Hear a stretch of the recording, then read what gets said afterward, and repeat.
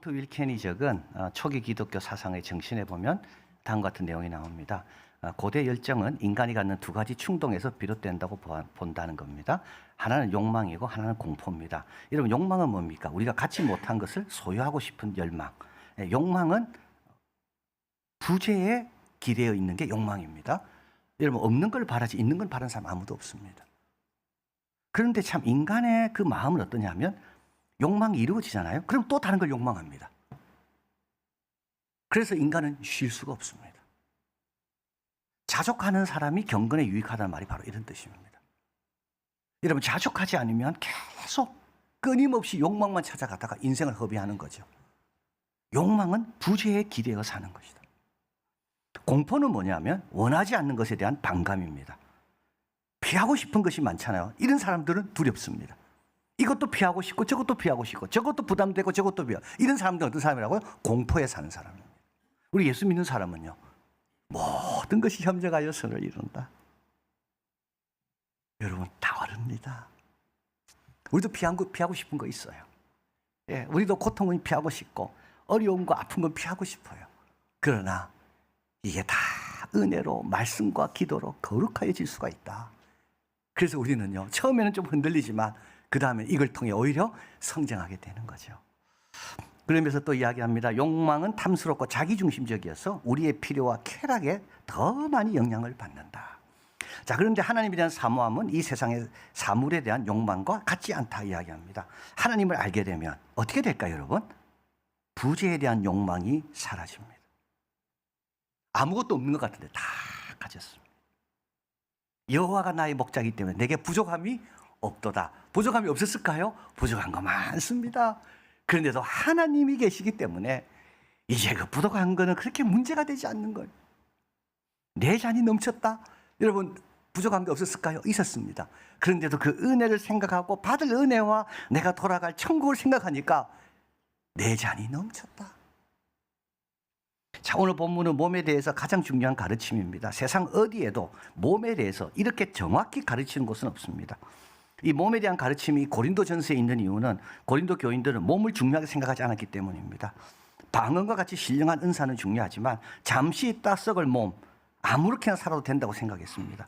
그래서 이들은 몸의 부활을 믿지 않았습니다. 왜냐하면 부활할 때 다시 몸으로 들어간다?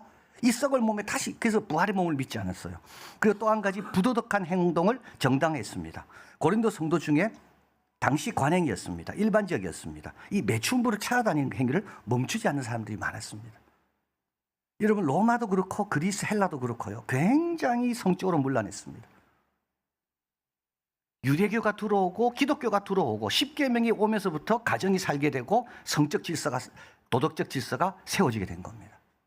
그런데 고린도교회 교인들 가운데 거기에 익숙한 사람들, 근데 정당화가 뭐가 됩니까? 몸은 별로 안 중요하니까 몸이 원하는 대로 살아도 된다. 자, 그래서 사도 바울은 이제 몸에 대한 가르침이 여기 있는 거죠. 9절입니다. 불의한 자가 하나님 나라를 유업으로 받지 못할 줄 알지 못하느냐. 미혹받지 마라. 그런 생각에 미혹받지 마라. 죄는 몸 밖에 있다는 그런 생각, 그러니까 몸과 죄는 상관이 없다는 그런 생각, 미혹받지 마라. 음행하는 자나 우상 숭배하는 자, 여러분, 음행과 우상 숭배가 제일 먼저 나옵니다. 왜냐하면 초대교회는 예수님을 믿는 순간부터 이들이 결단해야 될 두 가지가 이겁니다. 음행이고 우상 숭배입니다.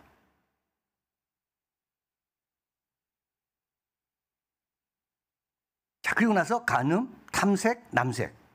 간음은 매춘부에 가는 것, 기혼자의 성범죄.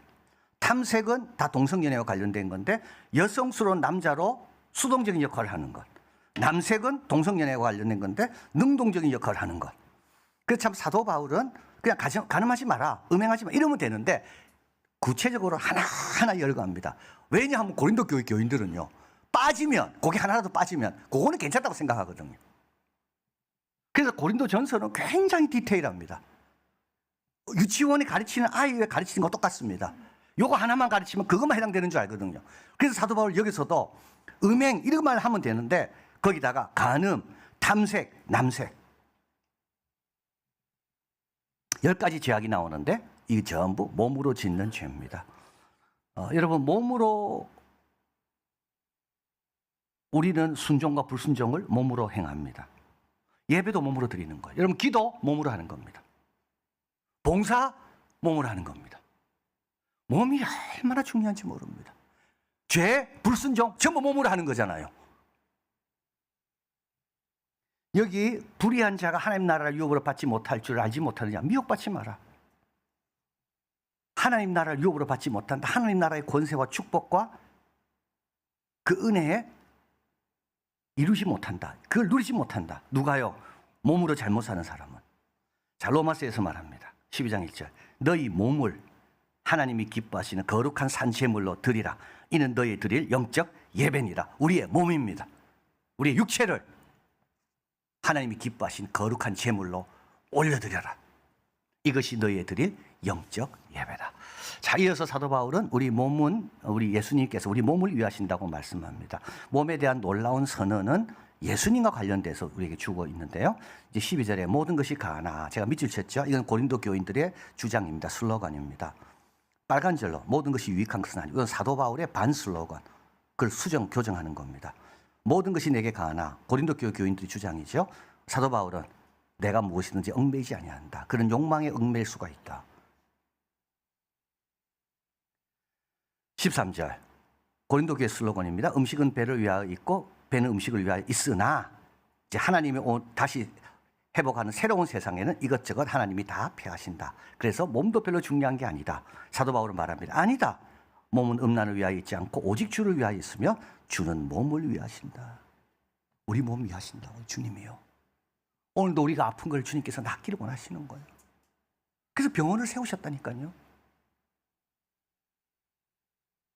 주님 우리가 건강하기를 원하세요. 그래서 좋은 음식을 먹기를 원하세요. 주님은 우리 몸을 위하신다니까요. 안식도 주시고, 안식은 다 뭡니까? 몸의 회복 아닙니까?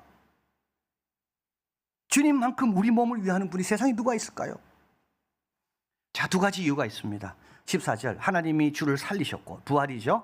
그의 권능으로 우리를 다시 살리시리라. 예수님이 부활의 첫 열매고, 그래서 예수님을 볼 때 우리도 그렇게 부활할 것을 알게 됩니다. 근데 우리가 어떻게 부활합니까? 예수님 보면 알겠는데, 예수님 어떻게 부활하셨나요? 몸으로 부활하셨습니다. 근데 그 몸은 어떤 몸입니까? 연속성과 비연속성을 갖는 몸입니다. 연속성은 뭐죠? 손에 못자국, 허리에 창자국. 그래서 도마에게 넣어서 만져보라 그러잖아요. 연속성. 아마 예수님의 키 사이즈도 제 아들이 늘 봤을 그 사이즈하고 비슷했을 거예요. 연속성. 비연속성은 뭡니까? 제 아들이 있는 그 문을 잠겼는데도 갑자기 중간에 들어오시고 또 승천하시고, 어떤 인간의 어떤 세상의 물리적 제약에 받지 않는 그 비연속성. 자, 사도 바울은 이걸 뭐로 설명하는가 하면 시로 설명하는 겁니다. 자, 시가 땅에 들어졌습니다. 죽었습니다. 비연속성입니다. 어떻게 됐나요? 큰 열매를 맺습니다. 그런데 그 열매는 어디에 반영되어 있습니까? 시에 이미 반영되어 있는 거죠. 연속성. 그래서 주님은 우리 몸을 위하시는 겁니다. 이 몸이 영광스러운 영광의 그 자리에 갈 그 몸을 갖고 우리가 있기 때문에 이 몸이 그때까지 잘 보존되고 귀하게 쓰임 받도록 주님 우리 몸을 위하십니다. 그리고 또 15절에 보면 너희 몸이 그리스도의 지체인 줄 알지 못하느냐. 그죠? 여러분, 지체란 말은 뭡니까? 하나라는 뜻이거든요. 몸이 팔이 아프면 몸도 아픈 겁니다. 그래서 우리는 그 지체입니다. 지체이기 때문에 하나는 특권입니다. 보호와 양육을 받습니다. 에베소서 5장 29, 30절. 누구든지 언제나 자기 육체를 미워하지 않고 양육하고 보호하기를 그리스도께서 교회로에게 함과 같으니 우리는 그 몸의 지체입니다. 여러분, 지체가 잘 돼야 몸이 영광받지 않습니까? 지체가 행복해야 몸도 행복하거든요. 그리고 또 한 가지, 여기에는 우리의 또 책무도 있습니다. 15절 내가 그리스도의 지체를 가지고 장미의 지체를 만들겠느냐? 결코 그럴 수 없느니라. 자유 없어요. 여러분과 저는 자유 없어요.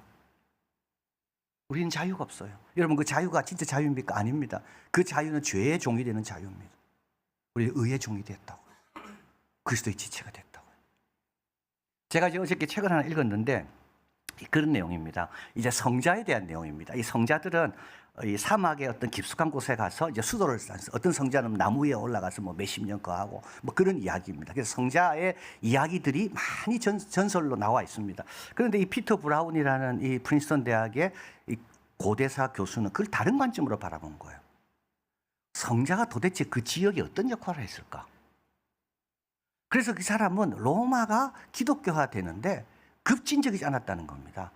막 법으로 강제하고 안 그러면 막 죽이고 그래서 기독교가 된 게 아니라 이런 요소에 있는 성자들이 이방신과의 대결에서 이방신과 풀리지 않는 문제를 갖고 오는 지역 주민들을 위해서 기도해주고 축복해주고 격려해주고 가르쳐주면서 이들이 진짜 하나님은 우리 예수님을 통해 나타나 그분이 진짜 하나님을 알게 됐다는 겁니다. 그게 성자의 역할이라는 겁니다. 그래서 농사가 잘 안 됐습니다. 비가 와야 되는데 자기 신들에게 부려도 아무 효과가 없잖아요. 근데 성자한테 옵니다. 그럼 성자가 간절히 기도해 줍니다. 그러니까 비가 오는 거예요. 그러면 이 사람들이 어떻게 됩니까? 깨닫고 온다는 거예요. 그리고 강압적으로 부른 게 아니라 삶의 자리에서 하나하나 고민이 생길 때마다 그때 이 성자들이 그 예수님의 마음으로 그들을 도왔기 때문에 그들이 자발적으로 마술책도 태우고 주님 앞에 왔다는 겁니다. 소가 송아지를 낳아야 되는데 못 놓고 있습니다.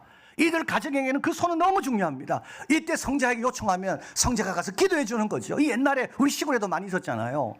근데 송아지가 건강한 송아지가 태어났습니다. 그러면 그 가정은 어떻게 되겠습니까? 우리의 기도를 듣고 계시는 분은 내가 예전에 믿었던 분이 아니라 그 사람이 그 신이 아니라 우리 하나님이구나. 우리가 어떤 역할? 바로 그런 역할입니다. 주님의 손과 발이 돼야 되는 거예요. 어디서요? 우리가 있는 자리에서요. 그게 우리의 책무예요. 그러니까 이 지체를 가지고 우리 그리스도의 지체를 가지고 예수님이 여기 계시면 어떻게 하실까? 그게 바로 우리에게 주신 몸. 그래서 예수님께서 우리 몸을 보호하시는 거예요. 그 몸을 사용하도록 축복해 주시고 그 몸이 쓰임 받을 때 함께 해주시며 그 몸으로 예수님의 영광이 드러나도록.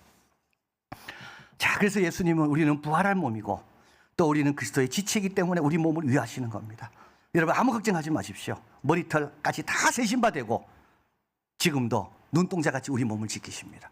우리가 조심할 것은 내가 어떻게 될 건가를 염려할 게 아니라 오늘도 이 몸으로 내가 의의 병기가 돼야 되는데 내가 죄의 병기가 되면 안 되는 그것만 조심하면 되는 거죠.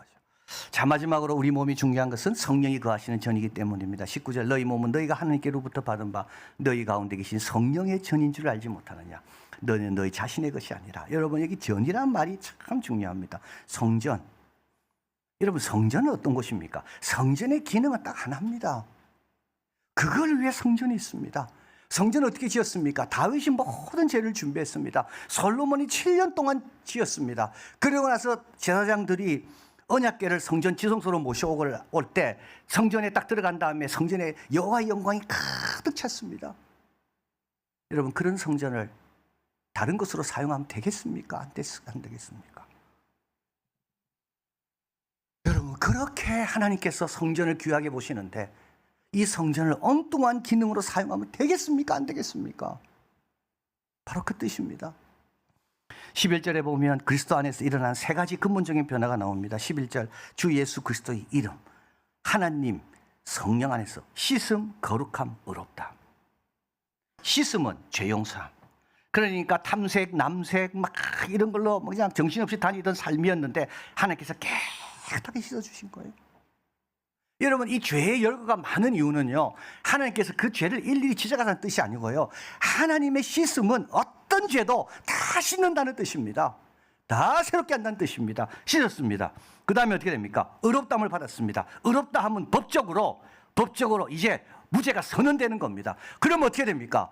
나는 하나님과의 관계가 정상화됐다는 뜻입니다. 거룩함은요 이제 쓰임 받아야죠. 하나님의 뜻을 위해 구별돼야 되죠. 꼭 기억하십시오. 솔로몬의 성전이 다른 데 쓰임 받으면 그 하나님의 뜻과 축복과 영광이 다 어떻게 될까요? 우리는 성전과 같습니다. 하나님의 뜻을 위해 구별된 씻음과 의롭다함과 거룩함을 통해 성부, 성자, 성령의 그 삼위 하나님의 역사로 인해서 우리가 구별된 자라는 겁니다. 자, 여러분 몸을 어떻게 봅니까? 이제부터 거울을 보실 때마다 내 몸을 볼 때마다 그리스도인들처럼 보는 걸로는 족하면 안 됩니다. 그리스도인들은 몸을 신들의 아름다움과 힘을 반영한다고 보고 예술로 표현하려고 했습니다. 로마인들은 몸을 볼 때마다 삶을 즐기고 만족을 얻는 수단으로 생각했습니다. 극단적인 금욕주의자들은 몸을 죄의 근원으로 여기며 자기 몸을 학대했습니다. 이거 성경이 아닙니다. 하나님 뜻이 아닙니다. 양으로 생명을 얻게 하고 풍성하게 얻게 하기 위해서 예수님 오셨고, 예수님은 얼마나 많은 사람을 고쳐주셨습니까? 극단적인 금욕주의자, 그렇게 보면 안 됩니다. 그리고 방종주의자로 봐도 안 됩니다. 몸을 자기중심적이고 쾌락을 위해서 사용하는, 그렇게 봐도 안 됩니다. 우리는 몸을 어떻게 봅니까? 예수 그리스도 안에서 보는 겁니다. 오늘도 내가 예수님의 지체다. 나는 부활할 몸이다. 오늘도 씻음과 의롭다함과 거룩함을 통해 하나님께서 나를 구별하셔서 쓰시고자 하신다. 오늘도 나는 그 뜻에 따라 오늘도 쓰임받기를 원한다. 20절 같이 읽겠습니다. 값으로 산 것이 되었으니 그런즉 너희 몸으로 하나님께 영광을 돌려라. 기억하십시오. 뭐로 영광 돌린다고요? 몸으로 영광 돌린다고요. 몸으로. 미혹을 받아 불의를 행하지 마시고 예수님처럼 사랑과 덕을 행하고 경건과 성교에 힘쓰는 겁니다. 그러면 잠시 있다가는 몸이지만 영광스럽게 쓰임받고 부활시 우리 모두 면류관 받는 우리가 다 될 줄을 믿습니다. 하나님 감사합니다. 이 몸이 있어서 봉사할 수 있고, 이 몸이 있어서 손을 들어 주님을 찬양할 수가 있고, 몸이 있어서 다른 사람을 치유할 수도 있고 회복할 수도 있고, 다른 사람의 성장을 위해 가르치고 돕기도 하고, 얼마나 몸이 중요합니까? 우리 이 몸은 그냥 몸이 아닙니다. 주님의 지체요, 주님이 돌보시고 그리고 부활할 몸입니다. 하나님 이것을 기억하고 잠시 있다가 나가는 사라져가는 몸이지만, 그러나 약한 것으로 심어 강한 것으로 다시 살고, 썩을 것으로 심어 썩지 않은 것으로 다시 사는 그와 같은 주님의 지체로서, 또 주님이 우리를 씻고 의롭다 하시고 거룩히 하신 그 값으로 산 자로서 오늘도 이 몸을 들여 주님께 영광 돌리고 복되고 행복하고 건강한 우리의 삶이 다 되게 축복하여 주시옵소서. 예수 그리스도 이름으로 기도하옵나이다. 아멘.